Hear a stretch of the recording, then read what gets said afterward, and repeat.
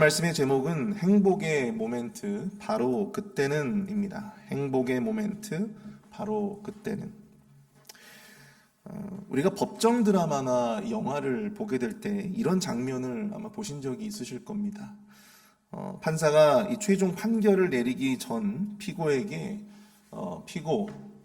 최후 변론하십시오.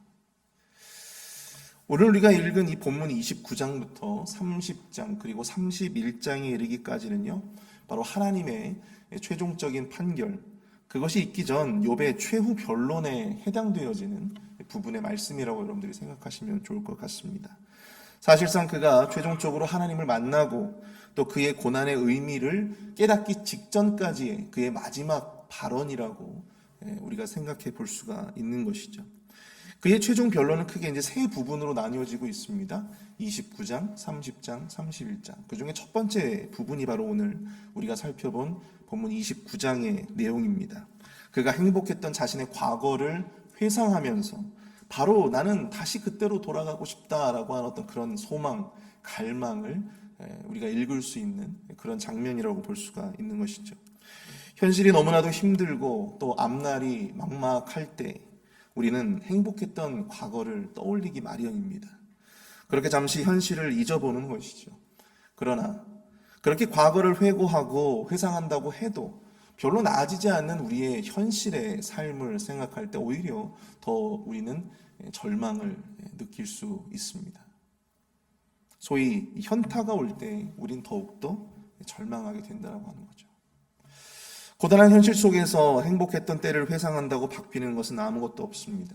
오히려 우리는 하나님이 우리에게 허락하신 지금 바로 이 순간이 미래에 그토록 다시 돌아가기를 갈망하는 하루가 될 수 있다라고 하는 사실을 우리가 기억할 수 있기를 바랍니다. 오늘 하루 또 나에게 주어진 바로 이 순간을 은혜와 감사로 여기며 살아가야 한다라고 하는 것이죠. 하나님께서 지금 나에게 베풀어 주신 이 순간을 우리가 충만하게 누리고 소중히 여기고 행복의 때로 행복의 모멘트로 여겨야 한다라는 것입니다. 오늘 새벽에는 이 고단한 현실 속에서 행복했던 과거를 회상하는 욥의 이야기를 통해서 우리의 이런 고단한 현실, 그 현실 속을 살아가는 우리 모든 그리스도인들이 정말 은혜로 여기고 감사로 여겨야 하는 행복의 모멘트가 언제인가, 그 순간들이 과연 언제일까를 우리가 이 말씀을 통해서 함께 살펴보고자 합니다. 우리에게 진정한 은혜의 순간, 감사의 순간, 행복의 순간은 과연 언제여야 하는가? 첫 번째, 행복의 모멘트 바로 그때는요, 우리가 하나님과 함께 했던 순간입니다. 행복의 모멘트 바로 그 첫 번째는요, 우리가 하나님과 함께 했던 순간이에요. 오늘 본문 2절을 보시면 나는 지난 세월과 하나님이 나를 보호하시던 때가 다시 오기를 원하노라 이렇게 말씀하고 있습니다. 욥은 행복했던 과거를 지금 회상하고 있어요. 그런데 그가 그토록 다시 돌아오기를 기대하던 그때는 다름 아닌 하나님이 자신을 보호하시던 때라고 말씀하고 있다는 것입니다. 4절 후반부에 보시면 그때에는 하나님이 내 장막에 기름을 발라주셨도다. 기름을 발라주셨다라고 하는 것이 무엇입니까? 기름을 발라주셨다라고 하는 것은요, 바로 그의 집에 이 풍요로운 축복을 허락해 주셨다라고 하는 것을 의미합니다. 특별한 은총을 베풀어 주셨다라고 하는 이야기죠. 본문 5절에서 보십시오. 그때의 전능자가 아직도 나와 함께 계셨으며 라고 고백을 하고 있어요. 하나님이 그를 보호하시고 또 하나님의 어떤 특별한 축복 속에서 거하며 또 하나님의 자신과 함께 해주셨던 바로 그때를 욥은 진정으로 바라고 또 갈망하고 있다라고 하는 것을 우리가 볼 수 있다는 겁니다. 자신이 부유하게 살던 때를 갈망하고 있는 것이 아닙니다. 자신이 사랑하는 자녀들과 함께했던 그 시절로 돌아가기를 갈망했던 것이 아니에요. 그가 정말로 원했던 것, 그것은 바로 그가 하나님의 은혜와 축복 속에서 하나님과 함께 동행했던 순간, 바로 그때를 욥은 갈망하고 있습니다. 여러분들, 우리가 나이가 들면 젊었을 때를 갈망하게 되잖아요. 가난하게 되어졌을 때 우리가 부유했던 순간들을 갈망하게 됩니다. 병들었을 때 우리가 정말 원기왕성하게 일했던 젊었을 때 우리의 모습을 갈망하게 되고요. 우리의 자녀들이 다 떠나가고 나 홀로 남게 되었을 때 우리는 가족을 갈망하게 됩니다. 그것이 바로 인간이에요. 그러나 욥은 그렇지 않았어요. 욥은 이 고단한 현실 속에서 오히려 가장 먼저 그가 갈망했던 순간, 그의 행복의 모멘트가 언제였습니까? 바로 하나님이 자신과 함께 했던 순간이었습니다. 하나님과 함께 하나님의 축복을 누리며 살았던 바로 그 순간을 욥은 그토록 그리워하고 또 갈망하고 소망했다라고 하는 것입니다. 그도 그럴 것이 하나님이 우리의 행복의 진정한 근원이 되심을 그도 깨달았기 때문입니다.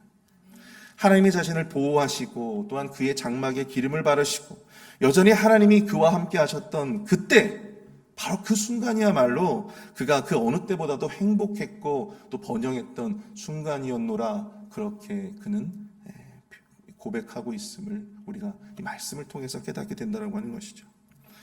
사랑하는 성도 여러분, 지금 이 순간 우리가 하나님을 온전히 예배할 수 있음이 우리에게 베풀어 주신 하나님의 그 특별한 순간임을 기억하실 수 있기를 축복합니다.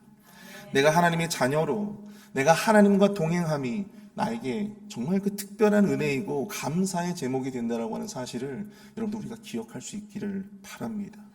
그러나 때때로 우리는 그것이 너무나도 당연하게 느껴져서 그 순간이 얼마나 소중한지 무가치하게 여길 때가 많이 있다라고 하는 것이죠. 우리가 지난 부흥회 때 우리 김인철 목사님께서 하셨던 말씀 중에 두로 왕이 이 솔로몬에게 땅을 받았는데 그 땅이 너무나도 볼품없어 그 땅의 진정한 가치를 모른 채 가불이라 그렇게 표현하며 돌려줬던 거 아마 여러분들 다 기억하실 겁니다. 어쩌면 우리가 하나님과 함께하는 이 예배의 순간, 또 하나님과 함께하는 그 기도의 자리, 하나님께서 우리에게 베풀어 주셨던 그 놀라운 은혜의 자리를 우리는 가불이라 여기고 있지는 않은지를 한번 생각해 보셨으면 좋겠습니다. 내가 교회를 위해서, 하나님을 위해서 봉사하고 섬기는 바로 그 자리가 너무나도 귀하고 아름다운 자리였음에도 불구하고 우리가 그 자리의 중요성을, 또 그때의 중요성을 간과하고 있지는 않은지, 하나님 그거 말고 좀 다른 거 주세요 라고 생각하며 나아가고 있지는 않은지, 여러분, 우리 하나님과 함께하는 이 순간을, 하나님과 함께하는 바로 이 때를 최고의 은혜요 감사로 여기실 수 있는 저와 여러분들이 될 수 있기를 축복합니다. 두 번째로요, 행복의 모멘트, 바로 그때는 우리가 누군가의 눈과 발이 될 때입니다. 우리가 누군가의 눈과 발이 되는 바로 그 순간이 행복의 모멘트예요. 오늘 보면 8절부터 10절까지 내용들을 보게 되면, 나를 보고 젊은이들은 숨으며 노인들은 일어나서 서며 유지들은 말을 삼가고 손으로 입을 가리며 지도자들은 말소리를 낮추었으니 그들의 혀가 입천장에 붙었느니라, 이렇게 말씀하고 있습니다. 이 모습 통해서 당시에는 모든 사람들이요, 이 욥을 존경하고 또 욥의 이 권위를 인정했던 그러한 모습들을 우리가 상상해 볼 수가 있어요.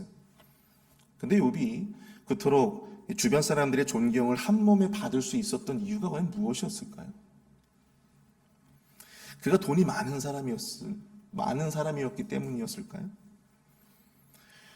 오늘 보면 11절부터 17절까지 내용들을 쭉 보시면 왜 그가 그토록 사람들의 존경을 또한 한 몸에 받게 되었는지를 우리가 깨닫게 됩니다.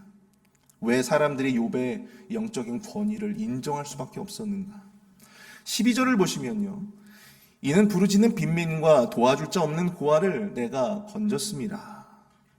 그가 가난한 자들과 고아를 도왔다는 것을 보게 되죠. 사회적인 약자들의 고통을 그가 외면하지 않고 돌보아준 삶이 있었다라고 하는 것입니다. 특별히 15절부터 17절까지의 내용들을 보시면요, 이는 맹인의 눈도 되고 다리 저는 사람의 발도 되고 빈궁한 자의 아버지도 되며 내가 모르는 사람의 송사를 돌보아 주었으며 불의한 자의 턱뼈를 부수고 노획한 물건을 잇새에서 빼내었느니라. 그는 돈으로만 사람을 도왔던 것이 아닙니다. 그저 말로써 사람들을 도왔던 것이 아니에요.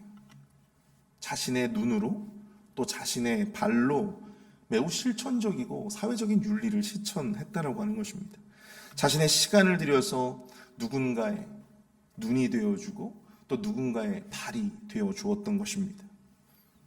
바로 이것이 사람들이 그의 권위를 또 그의 영향력을 인정할 수밖에 없는, 그를 존경할 수밖에 없었던 이유가 되었다라고 하는 사실입니다.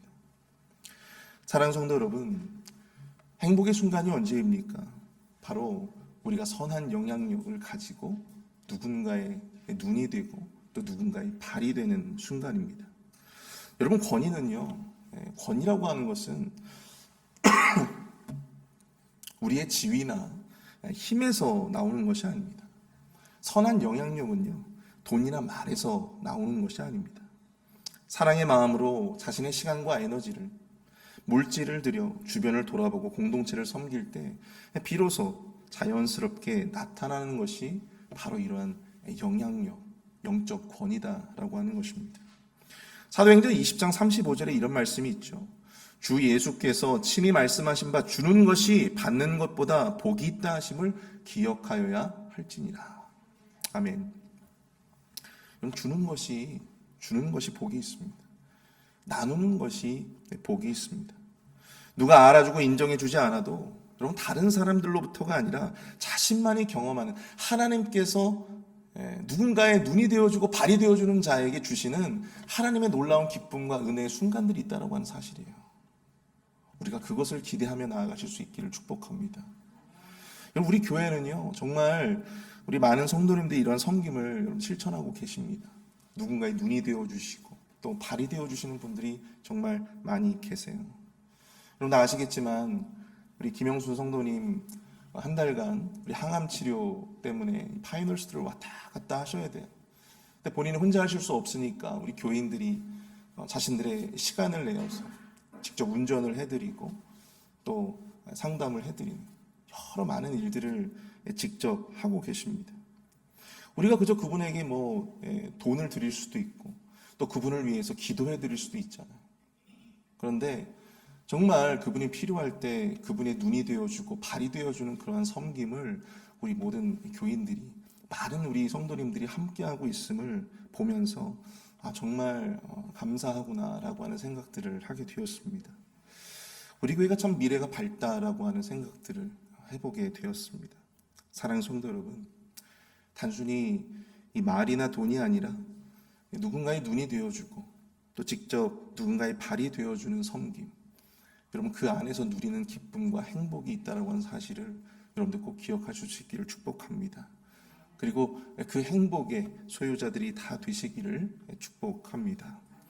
마지막으로 이 행복의 모멘트, 바로 그때는요, 바로 우리가 하나님을 기대하는 때입니다. 행복의 모멘트, 바로 그때는 우리가 하나님을 기대하는 때입니다. 오늘 보면 18절을 보시면 내가 스스로 말하기를 나는 내 보금자리에서 숨을 거두며 나의 날은 모래알같이 많으리라 하였느니라. 욥은 과거에 자신의 미래는 보금자리에서 평안하게 숨을 거두며 이 모래알같이 많은 날 동안 자신이 장수할 것이다, 그렇게 기대했다라고 하는 거예요. 그리고 19절부터 20절까지 말씀을 보시면 내 뿌리는 물로 뻗어나가고 이슬이 내 가지에서 밤을 지내고 갈 것이며 내 영광은 내게 새로워지고 내 손에서 내 화살이 끊이지 않았노라. 여러분, 보통 이 성경에서 이 화살이라고 하는 표현 있잖아요. 전통의 화살, 이런 표현들은요, 내 수중에 있는 내 자녀들을 의미하는 단어들입니다. 자녀들. 내 전통에 화살이 많다라고 하는 게 의미가 뭐예요? 다산의 복을 의미하는 것입니다. 그게 뭐예요? 그가 과거에 자신의 미래에 대해서 기대하고 또한 상상했을 때 자신은 집에서, 자신의 보금자리, 집에서 평안하게 숨을 거두고 또 남은 날이 모래알같이 많을 것이다, 자신이 장수할 것이다, 그렇게 기대했다라고 하는 거예요. 자신의 또한 이 19절부터 20절까지의 말씀을 보시면 내 뿌리는 물로 뻗어나가고 이슬이 내 가지에서 밤을 지내고 갈 것이며, 이 표현이 있어요. 여러분, 근동 지역은요, 매우 건조한 지역이에요. 그래서 이 우기와 건기가 아주 뚜렷하게 있습니다. 그런데 나무가 잘 자라가기 위해서 물이 필요하잖아요. 근데 이 본문 말씀을 보시면 그 뿌리가 어디로 뻗어나가고 있어요? 물로 뻗어나간다. 그리고 항상 그 잎새에는 이슬이 촉촉하게 맺혀 있습니다. 나무와 식물이 풍요로운 환경에서 자랄 수 있는 것을 의미하는 것이죠. 이 모든 표현들은 욥이 과거에 자신의 미래에 대해서 기대할 때 자신의 풍요로운 삶을, 행복한 삶을, 행복한 미래를 기대했다라고 하는 사실을 우리가 보게 된다라고 하는 사실입니다. 그러나 이 욥의 현실은 도무지 행복한 미래를 기대하기가 참 어려운 그러한 상황입니다. 그러나 그런 욥에게도 이 풍요로운 행복한 미래를 기대했던 때가 있었다라고 하는 것이죠. 그는 그때로 다시 돌아가기를 갈망합니다. 현실보다 미래가 더욱더 행복할 것이라고 믿었던 바로 그때.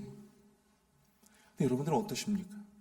지금 이 순간보다, 여러분들이 지금 누리고 있는 이 순간보다 미래가 더욱더 복되고, 미래가 더욱더 번영하고, 또 미래가 더욱더 행복할 거라고 여러분들 기대하고 계십니까? 그러나 이 현실의 고난이 너무나도 크다 보면요, 점점 미래에 대한 기대가 줄어들게 됨을 보게 됩니다. 오히려 미래에 대한 어떤 기대보다도 미래에 대한 두려움과 이 불안이 앞서게 되는 그런 모습들을 보게 된다고 하는 것이죠. 지금의 이 고난이 지금뿐만 아니라 미래에도 나를 괴롭히면 어떻게 될까? 지금 나의 이런 어떤 질병들이 미래의 나를 또 괴롭히게 되면 어떻게 될까?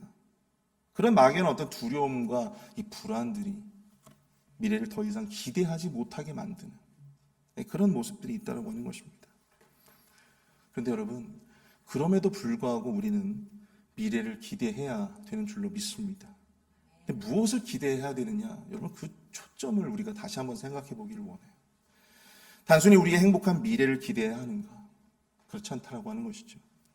우리가 기대해야 할 것은 바로 우리에게 그러한 미래를 열어주실 우리의 하나님을 기대해야 한다는 것입니다. 미래에 대한 기대가 없다는 것은 결국 뭐예요? 하나님에 대한 기대가 없다라고 하는 것을 의미하는 것입니다. 결국 하나님에 대한 기대가 없다는 것을 스스로 이야기하고 있는 거예요. 그러나 지금 우리의 모습이 어떻든지, 우리의 어떤 삶의 형편과 또한 환경이 어떠하든지, 그럼에도 불구하고 우리는 지금 이 순간 우리 하나님을 기대해야 한다고 하는 것입니다. 어떤 분들은 그렇게 생각하실지 모르겠어요. 우리가 뭘 믿고 하나님을 기대하느냐? 우리가 무엇을 믿고 하나님을 기대해야 됩니까? 바로 우리가 보고 있는 바로 이 말씀을 통해 우리는 하나님을 기대해야 하는 것입니다. 욥이 하나님과 함께했던 과거의 영광을 회상하는 것을 여러분들 보셨잖아요. 우리가 하나님을 믿고 기대하면 반드시 하나님은 우리가 기대하는 그런 미래를 우리에게 열어주실 것입니다. 과거에도 역사하셨던 바로 그 하나님께서 미래에도 우리와 함께 하시기에 그 미래에도 하나님께서 열어가실 그 미래를 기대하는 거예요. 사랑하는 성도 여러분, 지금의 상황과는 상관없이 여러분 변치 않고 하나님을 기대하고 신뢰하실 수 있기를 축복합니다. 하나님은 우리를 실망시키시는 분이 아니십니다. 고단한 현실 속에서 나의 미래는 지금보다 불행할지 몰라 막연한 이 불안과 두려움 속에서 살아가시는 분들이 계시다면 다시 하나님과 동행하던 바로 그때로 돌아가실 수 있기를 축복합니다. 우리의 축복과 번영의 근원이 되시는 하나님께서 우리의 과거를 책임져 주셨듯이, 우리의 지금 이 순간을 책임져 주셨듯이 앞으로도 우리 하나님께서는 우리의 삶을 지켜주시고 보호해 주시고 우리 장막에 기름을 발라주시고 우리와 함께해 주실 줄로 믿습니다. 그 하나님을 기대하며 오늘 하루를 살아가시는 저와 여러분들이 될 수 있기를 축복합니다. 함께 오늘 말씀을 생각하면서 함께 기도하기를 원합니다. 하나님, 지금 이 순간 하나님과 함께함을 감사로 알게 하여 주시옵소서. 우리가 주님께 기도하고 또한 예배함이 나에게 베풀어 주신 주님의 특별한 은혜임을 깨닫게 하여 주시옵소서. 내가 할 수 있을 때 돈이나 말이 아니라 누군가의 눈이 되어주고 또 누군가의 다리가 되어줄 수 있는 선한 영향력을 지닌 영적인 권위자가 되어지게 하여 주시며 언제나 주님을 기대하며 주님이 나에게 허락하실 미래를 기대하며 나아가는 축복의 백성들이 다 되어줄 수 있도록 인도해달라고 이 시간 함께 마음을 합심해서 기도하도록 하겠습니다. 사랑하는